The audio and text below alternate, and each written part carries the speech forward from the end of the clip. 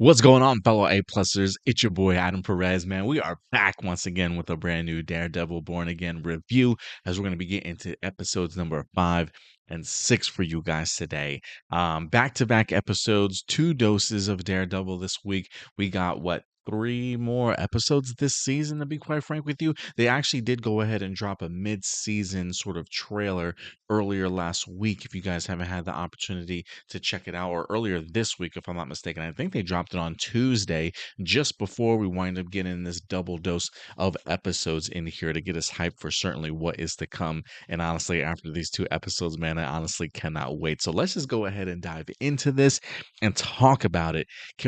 I just want to get episode 5 out of the way, because if I have to ask any question, what was that?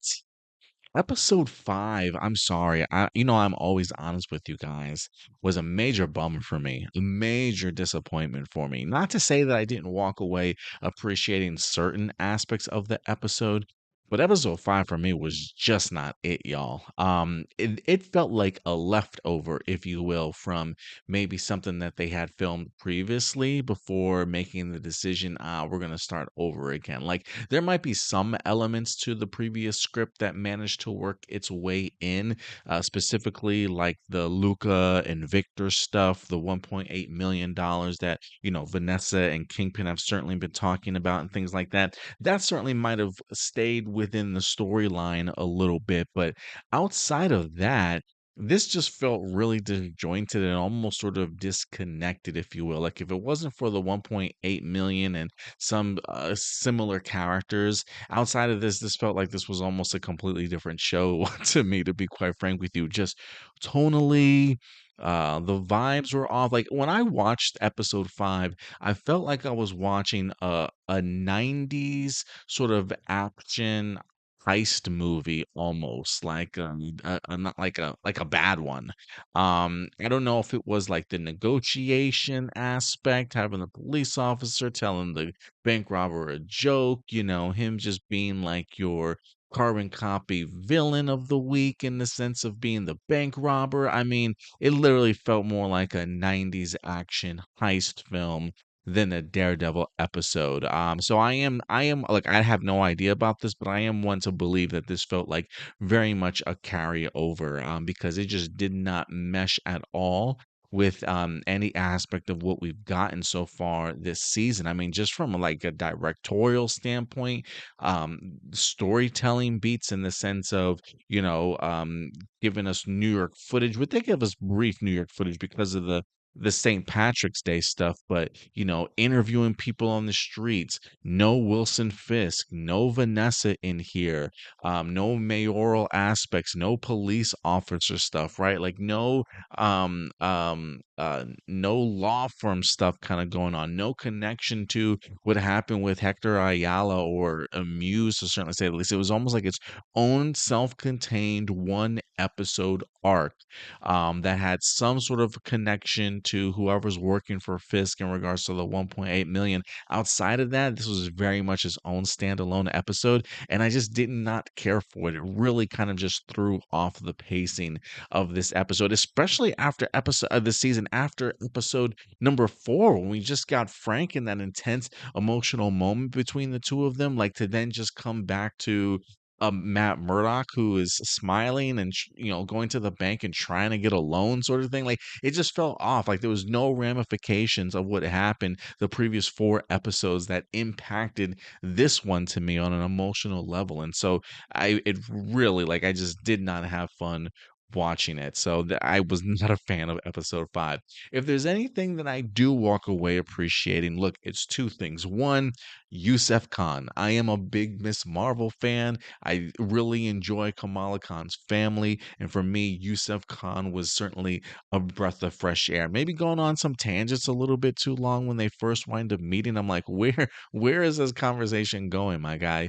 But we do get some really cool references in regards to Kamala, Miss Marvel, and whatnot. He says that Kamala is in California visiting some friends or with some friends. I'm under the impression, if I remember correctly, I think Ant-Man is in like San Francisco or if he's in somewhere in California. So maybe she's visiting Cassie Lang. Who knows? Maybe Kate Bishop is along for the ride in here as they're trying to recruit. So I thought the Miss Marvel and Kamala Khan reference was actually pretty cool in here.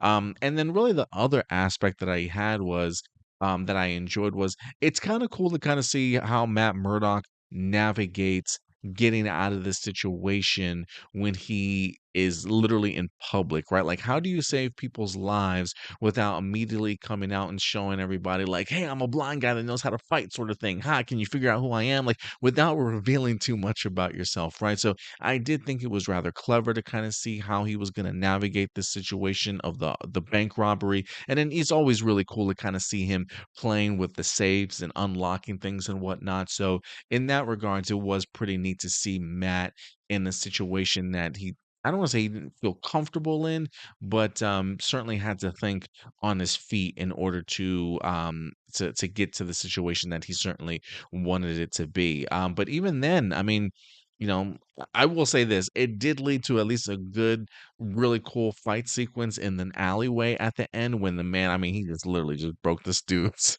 decapitated this poor dude's legs. It was just absolutely brutally violent what he did to this man. So, yeah, outside of Yusuf Khan and seeing Matt kick some ass and try and navigate through this without his suit and revealing himself, those were cool aspects. But episode 5, definitely a throwaway episode for me. I honestly think that we could completely remove that episode out of this season and feel like we honestly did not miss a beat, like literally whatsoever. And I mean, even if we go into this particular week's episode, right? Like they literally could have, when I talk about episode 6, there are a couple of lines here and there where his girlfriend references the bank robbery. You can literally just take those lines out of this episode, and that episode just moves completely slowly, like completely smoothly, I should say.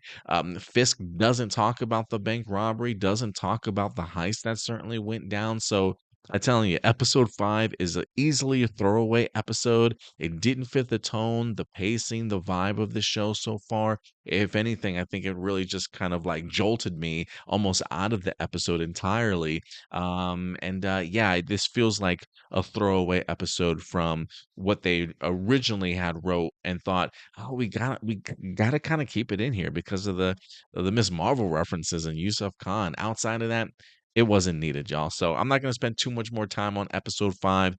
We gotta talk about episode 6 because this was the moneymaker, okay? Like, episode 6 was taking us back to the roots, and I swear they did not miss a beat. This should have been the episode that picked us up right after episode number 4, because the first 8 to 10 minutes of this episode come out swinging, okay? What an incredible first couple of minutes in here. Kudos to the writing team, kudos to the director, and the incredible editing work that just the back and forth between Matt along with Wilson just really drove home sort of the narrative of the story all episode long, and I was certainly here for it, like whether it's the prayer from Matt in his monologues, or even just like the dialogues and the monologues over the really great editing back and forth between the characters to really showcase who these characters are in this particular moment in time. I thought was brilliant work. Episode 6 is probably my favorite of the season by far so far, as we've got an opportunity to see a little bit more of everybody. But really the theme of this episode somehow turned into the story of Matt's girlfriend and the book that she wants to write, Vigilante: Why We Revere the Mask, right? And again, this is really where the editing comes in, because she talks about two things that really lay the groundwork for this episode. Does it hide us and give us permission to do things that are legally and socially taboo, like violence? And as she's saying this, it is on Matt Murdock's face the entire time. And he says that because the through line for Matt in this episode is, by the time we get to the end of this episode and he puts back on that mask, that's exactly what we get, right? Things that are legally and socially taboo, like violence, as he literally nearly kills Muse at the end of this, unable to kind of control himself. But then she says, does it allow us to be our true self? And then we get the shot of Wilson Fisk. Or does it strip away our identity and allow us to act like animals? And look, even though Wilson Fisk is not a vigilante, he is certainly wearing a mask, and he's wearing the mask of being the mayor of New York City, right? So does it strip away our identity? Because look, we know exactly who Wilson Fisk certainly is, and when he's the mayor, he's got to act a way that is not very much natural to him, right? And allow us to act like animals. And the beatdown of Adam at the end of this was animalistic. It was savagery, certainly at its finest. I think his girlfriend, I can never remember his girlfriend's name now, unfortunately. Matt's girlfriend absolutely nailed it in here. And I love the fact that this story really told both sides of what wearing a mask can certainly be like. And that's the story of Matt and Kingpin in this particular episode, to certainly say the least. I love the fact that Matt's like, well, maybe both. And yeah, it certainly can be both, to certainly say the least. So I absolutely loved it. Incredible action in here. The fight sequence, I thought, between Daredevil and Muse was on point. There's a really cool shot where he gets his ass kicked and he gets on his knees, but he recovers quickly and he hears Muse coming, and it's just a shot of Matt's face as Daredevil, and then he just puts his arm back up and manages to catch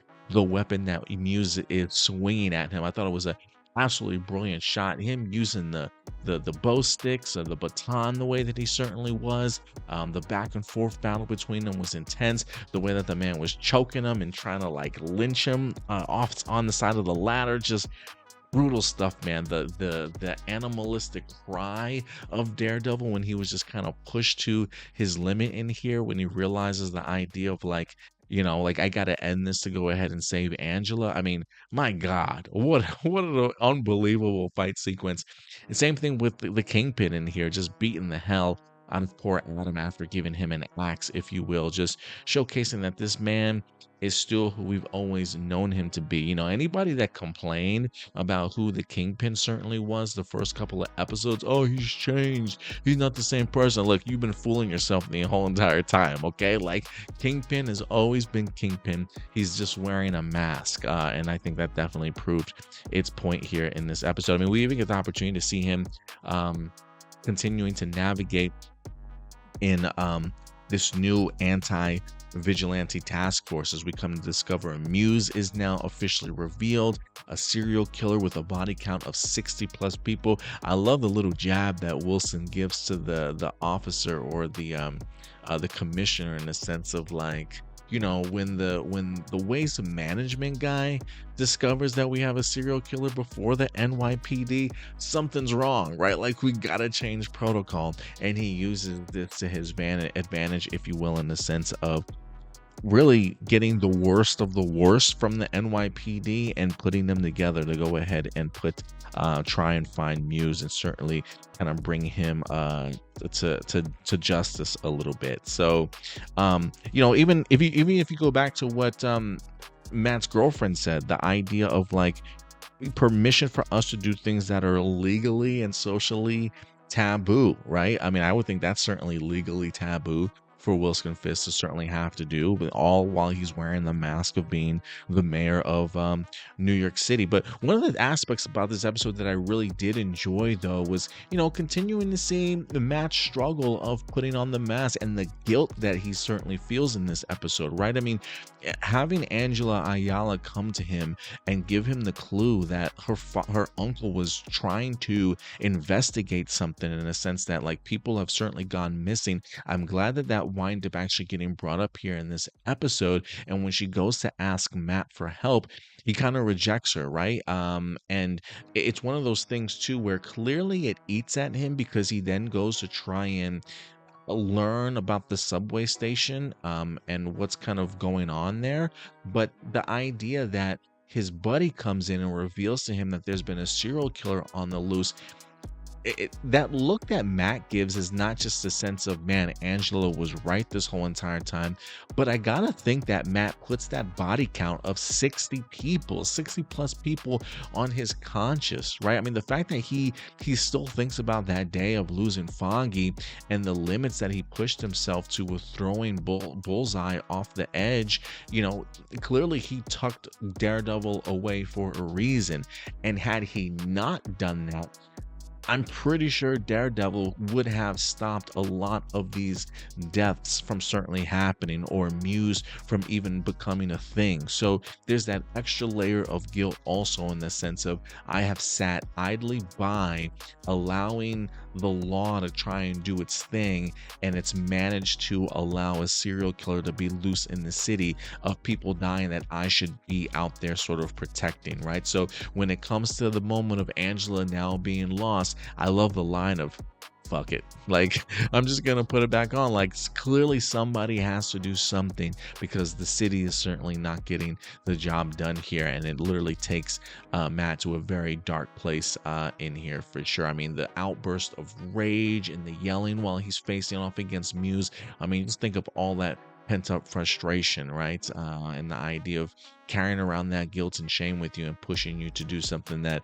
literally almost killed this man. So I absolutely loved it. And quick honorable mention, shout out to the Swordsman for making an appearance in here. I'm glad that they didn't forget about Jack Duquesne, if I'm pronouncing his last name right, Jacques Duquesne, that we last saw over in Hawkeye. He's clearly doing his own vigilante thing, as we have one of the New Yorkers showing a cell phone clip of the Swordsman doing his thing and preventing crime from certainly happening. So it's cool to see that he's certainly having an impact in here. And look, the fact that the Swordsman popped up in here, there have been rumors that when it comes to season 2, that Daredevil was going to manage to maybe put together his own team to push back against this anti-vigilante crew. Maybe the Swordsman manages to find a way on this team now that we know that he's alive and present and doing very well in New York City. I love the great face-off that he had with Wilson Fisk in here. On a man-to-man level type of thing, but really cool that they haven't forgot about the Swordsman and utilized him in this episode. And also, I think the navigation for Wilson Fisk as Mayor continues to make me not only laugh at the circumstances that he finds himself in, but also how he navigates this world that is certainly not his own, and still trying to learn how people function in this particular segment of the world when it comes to people that have money and whatnot, and how he's gonna get things done or manage to kind of convince people. So it feels very much like a fish out of water scenario at times for Wilson Fisk here, but I really enjoy seeing how he navigates this life as mayor, to certainly say the least. But man, great stuff. By far my favorite episode of the season for sure. Again, everything, the writing, the directing, the editing work, the character work between Matt and Wilson in here, and really getting the opportunity to see what wearing a mask truly means for the both of them here in this episode. But brutal to say the least.